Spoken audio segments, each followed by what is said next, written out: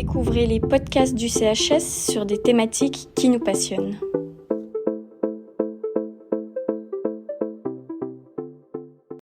Bonjour à toutes et à tous et bienvenue sur notre nouveau podcast l'AI, une assurance sociale en mutation. Nous avons tous entendu parler de l'assurance invalidité, mais connaissons-nous vraiment tous ses secrets ? Les collaborateurs de l'AI se démènent pour trouver des solutions adéquates aux personnes atteintes dans leur santé. Une atteinte à la santé ne veut pas dire une invalidité, mais sous-tend la capacité de l'humain à développer une nouvelle compétence. Grâce au travail des divers acteurs de l'AI, il est possible d'intervenir rapidement et de manière ciblée pour aider les personnes. Aujourd'hui, l'AI développe aussi de nouvelles interventions qui permettent d'agir en amont, donc avant l'atteinte à la santé. Nous sommes très heureux d'accueillir Yvan Cochard, responsable du service entreprise et réinsertion de l'AIVO, pour nous parler des projets de sensibilisation.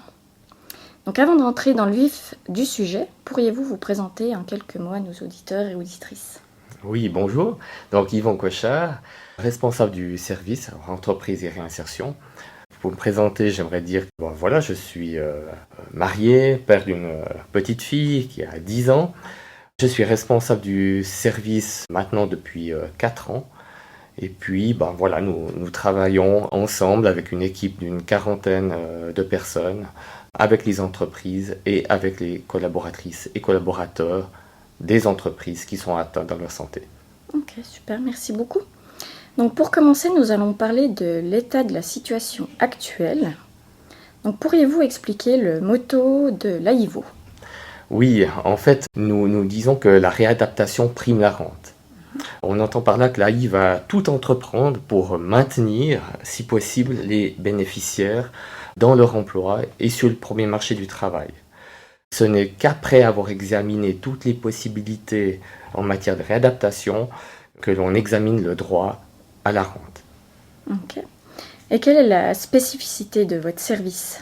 Alors, notre service a une spécificité, effectivement, c'est vraiment de favoriser le lien avec les entreprises, d'être directement en contact avec les employeurs et puis soutenir les personnes qui ont besoin de nos services dans l'entreprise en favorisant les réadaptations professionnelles, les aménagements de postes ou en essayant de trouver d'autres emplois dans d'autres entreprises pour les personnes atteintes dans leur santé.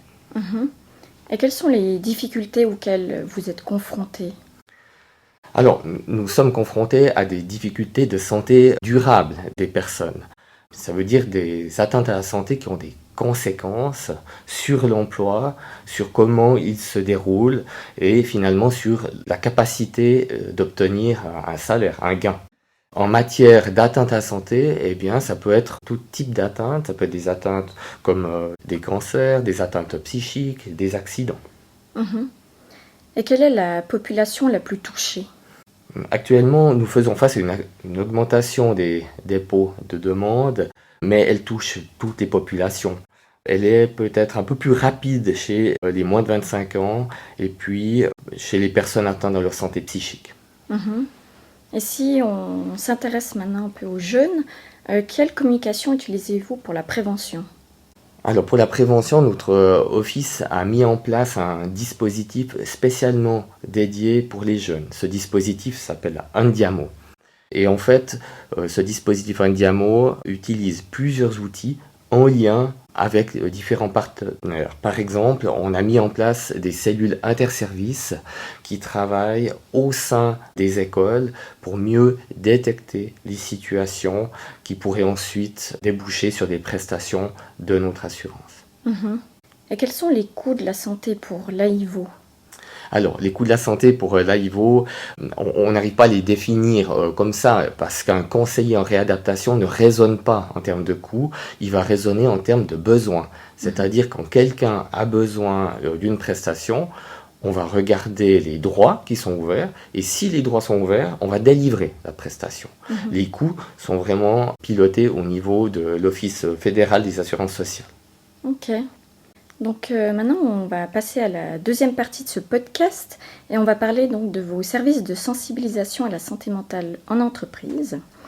Donc, quel est l'objectif de ces services de sensibilisation ?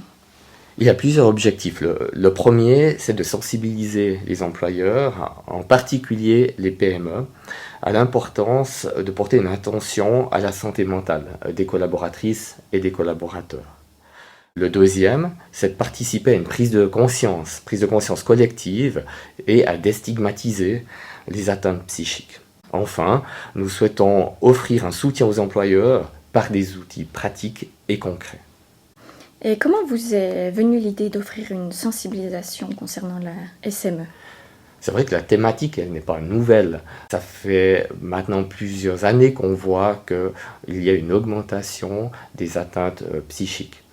On a eu l'idée de s'approcher des employeurs parce que voilà, nous sommes dit qu'en offrant des outils appropriés aux employeurs, on pouvait indirectement travailler avec eux pour ensuite favoriser le maintien en emploi. C'est aussi une volonté du législateur, car avec l'évolution du cadre légal de l'AI et du développement continu, qui est entré en vigueur en 2022, il donne un signal clair en faveur de l'anticipation, de la prévention en matière de santé mentale. Ok. Et que proposez-vous concrètement ? Concrètement, nous proposons plusieurs outils. D'abord, un site internet, sme.aivd.ch.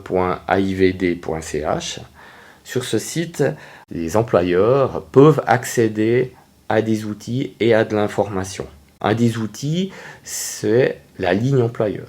Si un employeur est démuni, ne sait pas que faire face à une situation, peut appeler notre office via cette ligne téléphonique. Nous avons aussi mis en place un guide de l'employeur qui décrit en 5 étapes comment aborder la question avec un employé ou une employée qui présente des signes qui laissent penser que la santé mentale est moins bonne. Et enfin, nous avons créé un check-up entreprise, surtout pour les petites et moyennes entreprises. C'est-à-dire qu'un de nos conseillers se rend dans l'entreprise et passe en revue avec l'employeur différents points pour évaluer l'état de la santé mentale. Et ceci peut déboucher aussi sur une offre de sensibilisation. Nous mettons à disposition des employeurs des sensibilisations dans notre office.